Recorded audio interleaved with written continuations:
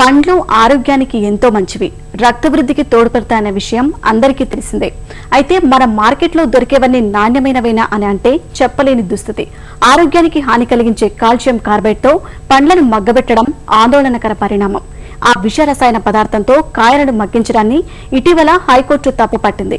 ఈ నేపథ్యంలో అసలు కార్బైడ్ వాడకాన్ని నియంత్రించే ప్రత్యామ్నాయాలేమిటి, ఎందువల్ల వాటిని వ్యాపారులు వాడటం లేదు, ఈ పరిస్థితుల్లో కాయలను ప్రమాదం లేకుండా పండించే చౌక విధానాలపై సంగారెడ్డి ఫల పరిశోధన కేంద్ర సీనియర్ శాస్త్రవేత్త కిరణ్ కుమార్తో ముఖాముఖి. మామూలుగా కార్బైడ్ వినియోగం ప్రమాదకరమని ఎప్పటి నుంచో చెబుతూనే ఉన్నాం, కానీ దాన్ని అరికట్టకపోవడానికి కారణం ప్రత్యామ్నాయ మార్గాలు లేకపోవడమేనా? ఇది ప్రత్యామ్నాయ మార్గాలు అని అంటే ఒకటి ఇథిలిన్ రైపనింగ్ ఛాంబర్స్. ఇవి చాలా ఖర్చుతో కూడిన అంశము. టెక్నాలజీ అయితే ఉంది. ఇథిలిన్ మనకి 100 నుంచి 150 ppm తోటి కనుక ఇథిలిన్ గ్యాస్ మనం వాడినట్లయితే కాయలు మాగుతాయి అనేది టెక్నాలజీ ఉంది. మనకి ఆ సీజన్లో వచ్చే కాయల్ని బట్టి మోతాదులో మనం మాగబెట్టడానికి మనకి రైపనింగ్ ఛాంబర్స్ అనేవి చాలా ఎక్కువ అవసరం ఉంటుంది. అందుకని ఇటీవల కాలంలో మేము ప్రత్యామ్నాయంగా తక్కువ ఖర్చుతోటి మాగబెట్టే విధానాలు అంటే ఇథరిల్ అనే లిక్విడ్ మనకు దొరుకుతుంది. దాంట్లో సోడియం హైడ్రాక్సైడ్ పెల్లెట్స్ వేస్తే అది వాయు రూపంలో బయటకు వస్తుంది. కాబట్టి ఇలాంటి తక్కువ ఖర్చుతో కూడిన పద్ధతులన్నీ కూడా ఇక్కడ పరిశోధనా స్థానంలో పరిశోధనలు చేసి వాటిని బయటికి తీసుకురావాలని చూస్తున్నాము.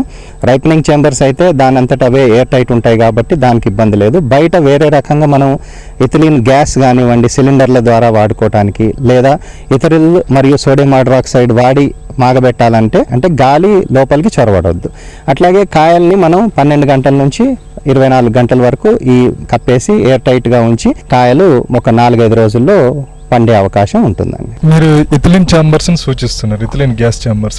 ఈ గ్యాస్ ఛాంబర్స్ క్షేత్రస్థాయిలో రైతులు కానీ వ్యాపారులు చిన్నపాటి వ్యాపారులు ఏర్పాటు చేసుకోవడానికి అవకాశం ఉంటుందా, సాధ్యమవుతుందా? ఇది ఇందులో 2 విషయాలండి. ఒకటి, మనం కాయలు మార్కెటింగ్ లోకల్లో చేస్తున్నామా బయటకు పంపిస్తున్నామా? బయటకు పంపించేదానికి మనం ఇథరిల్ వాడాల్సిన అవసరం లేదు. శీతల గిడ్డంగులు ఉంటే సరిపోతుంది. ఎక్స్పోర్ట్ విధానంలో ఆ కోల్డ్ చైన్ మొత్తం కాయ కోసే దగ్గర నుంచి కూడా జాగ్రత్తలు తీసుకొని ప్రీ కూలింగ్ చేసి శీతల గిడ్డంగుల్లో పెడతాం.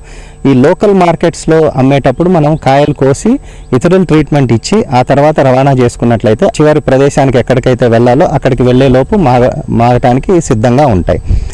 ఎసిటిలిన్ వాయువు ద్వారా మనకి కాయలు మగ్గుతాయి కాబట్టి అది మనకు ఆరోగ్యానికి హానికరం కాబట్టి దాన్ని వాడొద్దని అంటున్నాం. ఇథిలిన్తో మాగిన కాయలు మనకి మొత్తం పూర్తిగా రంగు రాకపోయినా అక్కడక్కడ ఆకుపచ్చ రంగు ఉన్నా కూడా లోపల కండ కూడా రంగు మారి మనకి ఆ కాయ నాణ్యత అనేది బాగా ఉంటుంది. సార్, మీరు సూచిస్తున్న ఎథిలిన్ కానీ ఎరిథ్రిలిన్ కానీ వీటిని రవాణా సమయంలో మాగబెట్టేదానికి వినియోగించుకోవచ్చా? పెట్టుకుంటే ఎంత ఖర్చు అవుతుంది? ఇప్పుడు ఇది రవాణా దాని మీదే పరిశోధనలు చేస్తున్నాం. మామూలుగా ఈ ఇథరిల్ మరియు సోడియం హైడ్రాక్సైడ్ పెల్లెట్స్ తోటి వాడి మనము కాయల్ని మాగబెట్టే విధానం తక్కువ స్కేల్లో అయితే చేయటం అనేది జరిగింది. ఇది రవాణాలో లారీల్లో వేసి మనం మాగబెట్టొచ్చా అనేది 1-2 సంవత్సరాల్లో పరిశోధనలు చేసి మనం దీన్ని కూడా కనుక్కున్నట్లయితే ఇది కార్బైడ్కి ప్రత్యామ్నాయంగా మారవచ్చు. ఎంత ఖర్చు అవుతుంది సార్ ఈ విధానం? ఇప్పుడు కార్బైడ్ కంటే కూడా ఈ విధానం తక్కువ ఖర్చుకే అవ్వచ్చండి. ఎందుకంటే కార్బైడ్ సుమారు 70 నుంచి 80 రూపాయల దాకా కూడా కిలో అమ్ముతున్నారు. ఇథిలిన్ గ్యాస్ కనుక తీసుకున్నట్లయితే ఒక గ్యాస్ సిలిండర్ 1 టన్ను మాగబెట్టడానికి ఒక 130 నుంచి 150 రూపాయల వరకే ఖర్చు వస్తుంది.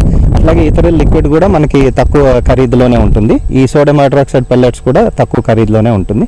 అయితే ఇది మేము తక్కువ మోతాదులో ఈ పరిశోధనలు చేశాము.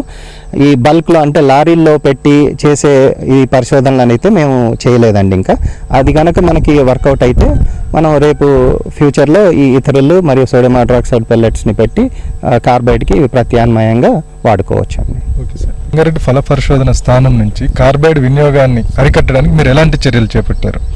ఈ కార్బైడ్ వినియోగం అరికట్టడానికి మేము గత 2-3 ఏళ్లుగా Shri Konda Laxman Telangana state horticulture university ద్వారా ఈ కడపత్రాలు కూడా మేము రిలీజ్ చేశాము.